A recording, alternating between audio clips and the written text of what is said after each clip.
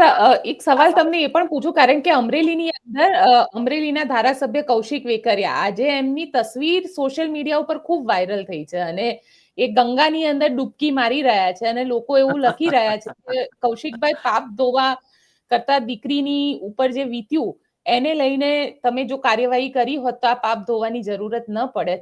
આને લઈને શું કહેશો સર?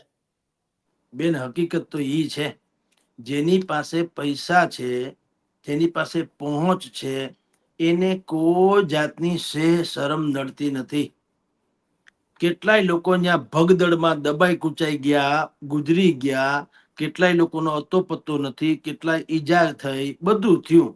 આવા લોકો જેની ખામોશીથી એક દીકરીની બેઆબરૂ થઈ, આમ જુઓ તો ગંગામાં ગયા હોય તેને વીઆઈપી ટ્રીટમેન્ટ મળી હોય.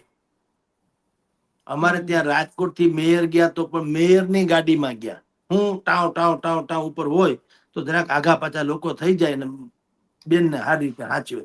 આ તો કઉ છું, આપણે જે પીડા વાત કરીએ છીએ બેન, એ તો છે જ કે લોકતંત્રના નામે તમે લોકો જુઓ, મેવા મીઠાઈ કોણ ખાઈ રહ્યું છે?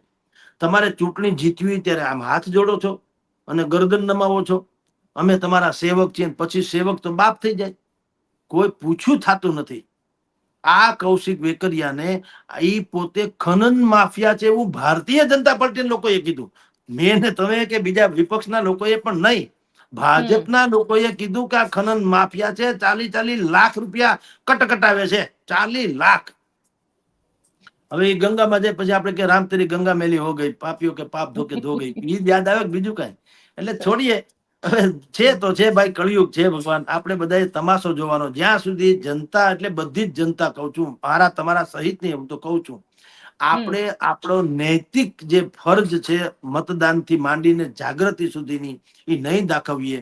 મેં આગળ તમને કીધું ને કે પ્રધાનોના કાફલા માટે આવે તો રોડ રસ્તા સાફ થઈ જાય, પાણીથી ધોવાઈ જાય, ડીડીટી છટાઈ જાય, એમાં ફૂલડાના બધા કુંડા મુકાઈ જાય, બોર્ડ બેનર લાગી જાય.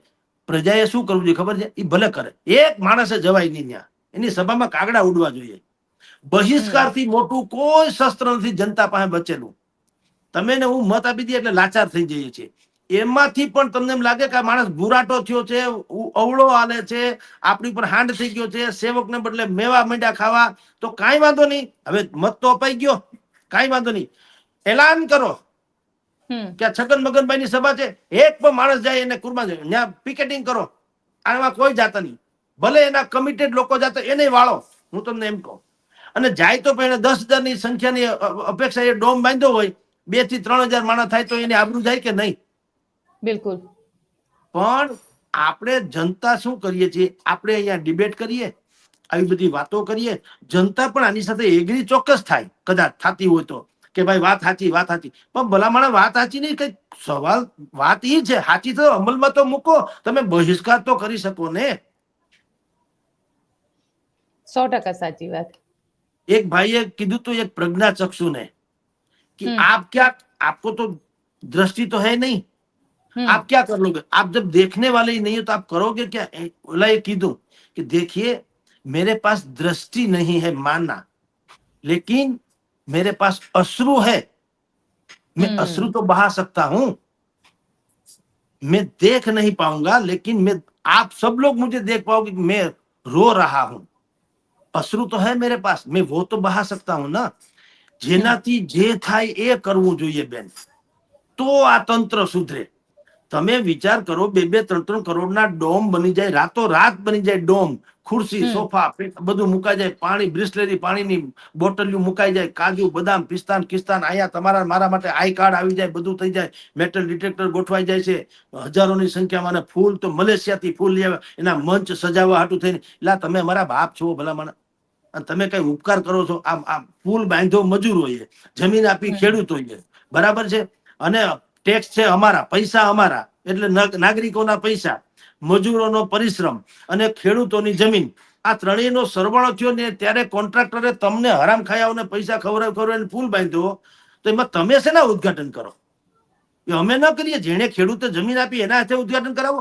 જે શ્રમિકોએ આમાં શ્રમદાન આપ્યું, ભલે પૈસા લીધા હોય, પણ એ શ્રમિકના નામની એક એક ઈંટ મુકાવો. ઈંટ ઉપર નામ લખો, જગદીશભાઈ, છગનભાઈ, મગનભાઈ, તો કમસે કમ એના બાપુજીના નામની ઈંટ છે તો કોઈ એને થૂકશે તો એ લુઈ નાખશે. કોઈ થૂક નહીં ને બાપુજીના નામ ઉપર કોઈ થૂકવા નહીં દે.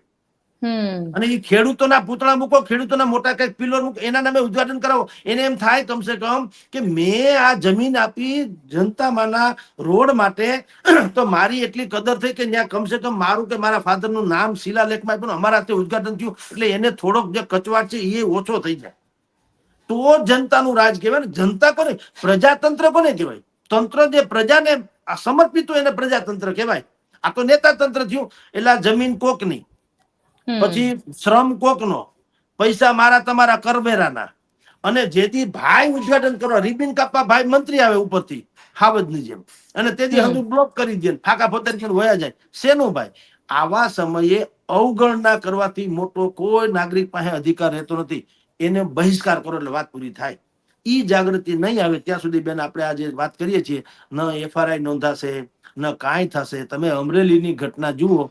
અમરેલી પોલીસે કીધું અમે તપાસ કરશું. પાયલ કાંડની વાત કરું છું. અમરેલી પોલીસે કીધું તપાસ કરશું. ભારતીય જનતા પાર્ટી કીધું તપાસ કરશું. કોંગ્રેસે કીધું અમે તપાસ માગીશું. ખોડલધામે કીધું અમે તપાસ કરીશું. માનવ અધિકાર પંચે નોટિસ મોકલી, અમારે 15 દીમાં જવાબ આપો.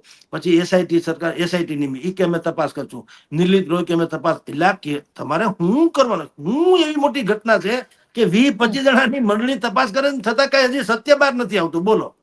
હવે DGP વિકાસ સહાયે કીધું કે નિર્લિત રોયે ભલે કીધું હોય કે મેં રિપોર્ટ આપી દીધો, મને મળ્યો નથી. એટલે હાલે. પણ તમારે ને નિર્લિત રોયને અબોલા છે, બોલે વ્યવહાર નથી એવું છે. તમે ફોન કરીને પૂછીને નિર્લિત રોય તમે ગામમાં છાપામાં મેં વાંચ્યું, તમે એમ કીધું મેં અહેવાલ રજૂ કરીને DGP ને આપી દીધો, મને નથી મળ્યો, ક્યાં છે શું છે એવું કા નથી કેતા. એ પ્રજાને કે પાછું પત્રકારોને મને હજી સુધી મળ્યો નથી. તો પણ તમે ન માગી શકો. તમારે શું એ દાન છે? એ દાન આપે તો મળે એમ છે એવું છે? રિપોર્ટ તમારો અધિકાર નથી માંગવાનો. પણ ટાઈમ કાઢવો એને શું છે? શરમ જ નથી. પછી ક્યાં પ્રશ્ન છે? એટલે આ આપણી ઉપરનો ખિલવાડ છે. આપણી એટલે લોકતંત્ર ઉપરનો બેન ખિલવાડ અત્યારે છે, અને આપણે ઉઘાડી આંખે જોઈ રહ્યા છીએ.